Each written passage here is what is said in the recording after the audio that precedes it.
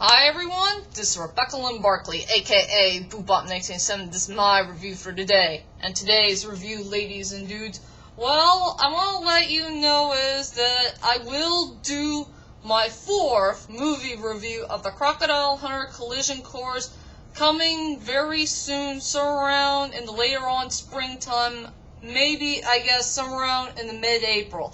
I will let you know about that somewhere around later on when the days and months goes on, I guess.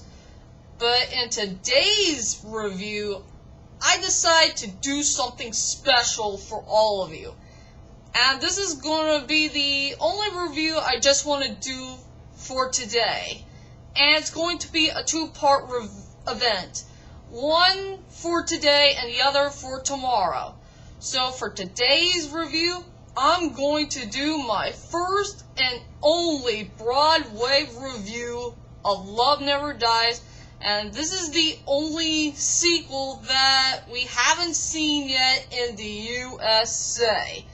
So without further ado, ladies and dudes, here is my part 1 event of my first and only Broadway review of Love Never Dies, the sequel to the Phantom of the Opera.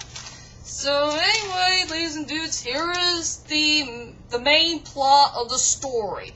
So the story took place around 10 years later, after the tragic mess of the opera house had finally came to an end.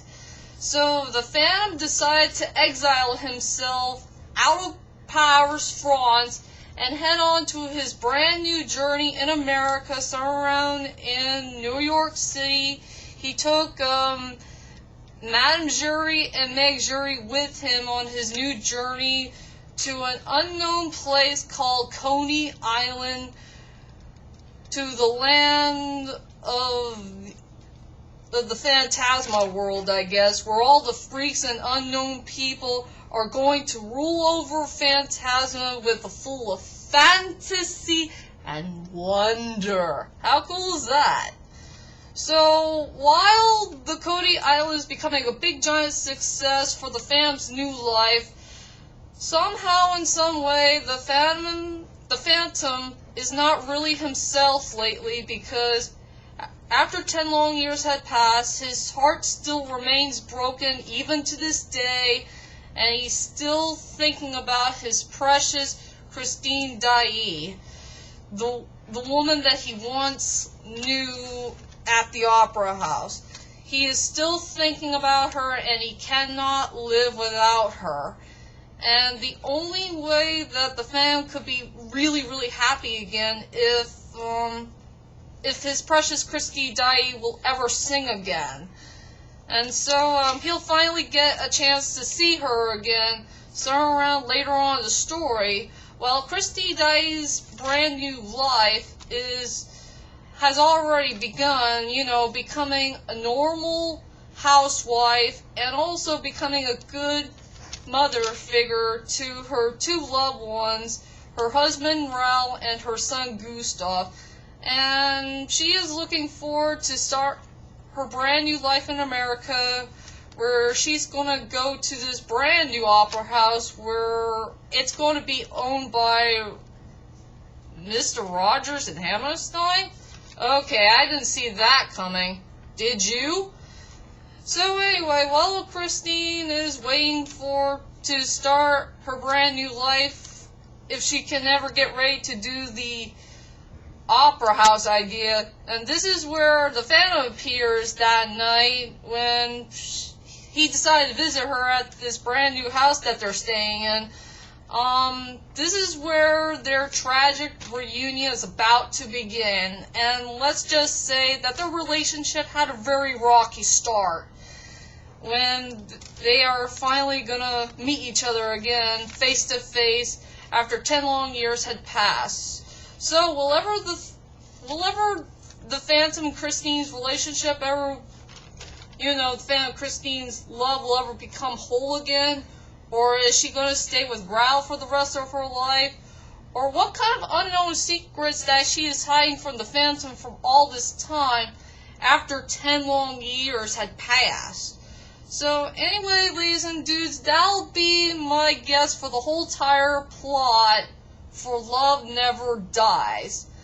And I want to say about this very cool Broadway musical that we haven't seen yet in the USA, and since we did see it in the London or the Australian version of it, to tell you the truth is, ladies and dudes, I frickin' love this musical. I mean, this is one of the best Broadway shows of all time. And thanks to YouTube, I'm glad they brought a couple of clips of the show for both London and Australia. I mean, this story really did blow me away. I mean, I love the storyline, I love the characters, I love the songs, the score, the setting, the costume designs, and so many cool highlight moments that you gotta see for yourselves. I mean, Love Never Dies is truly one of the most trustworthy sequels of all time, in my own opinion. So, anyway, ladies and dudes, here are my strongest points and the weakest points of the show. So, for my strongest points of the show is a three-way tie between three things: the setting, the costume designs, and the beauty underneath scene. Okay, first up, I'll tell you about the setting. I will say for the setting, it is so darn well done. I mean, it is so darn beautiful in so many ways. I like a couple of parts that did take place in the story, like the Phantasma world, the Coney Island world, the house that Christine and her family are staying in, and most of all, the beauty underneath scene was freaking cool. I mean, this is one of the best things I have ever seen in Broadway history. It's so darn beautiful in so many ways.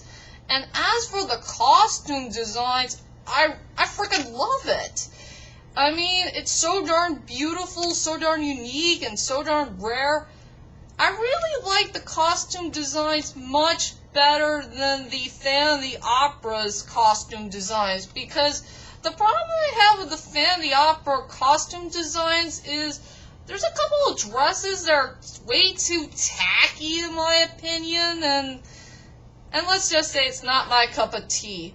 But the only type of Phantom of the Opera costume designs I freaking love is the costume design that Raoul wore for the masquerade scene, and when men wear their tuxedos. Those are the only good parts I like from the Phantom of the Opera's costume designs. But as for the Love Never Dies costume designs, it is so darn better and so darn original. There's a couple of designs I really do enjoy.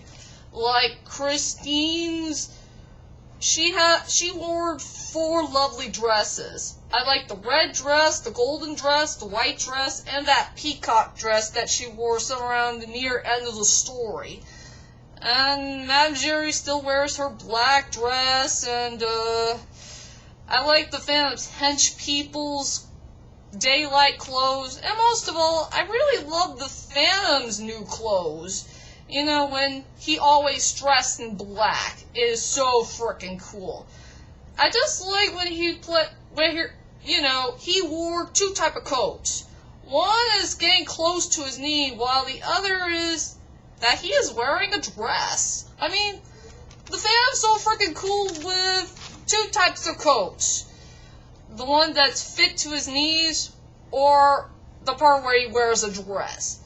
And as for the beauty underneath scene, that is the most beautiful part about this whole entire Broadway play. It is so darn unique, and it's a freaking masterpiece. I like the props, I like the costume designs for each people who are trying to become a character. I mean, it's so darn cool. And the best part I love about Beauty Underneath scene is when the Phantom is becoming a big kid at his own theme park. I mean, it is so freaking cute to see when the Phantom is going to change his ways from becoming, a bad A-word character into a guy who is trying to be a big kid at heart. And he was trying to show Gustav the whole area of his theme park. It's just a freaking cool scene. You gotta check it out to believe it. And as for the weakest point, it's 0. I have no weak points at all for what kind of parts I can find in the play. So, anyway, there's no weak points for this Broadway play. And so, my friends, that wraps up my Part 1 review of Love Never Dies. And join me tomorrow when I'm going to tell you about the characters and my final thoughts of the show. So, be prepared for that one, and I will see you all tomorrow. Sayonara!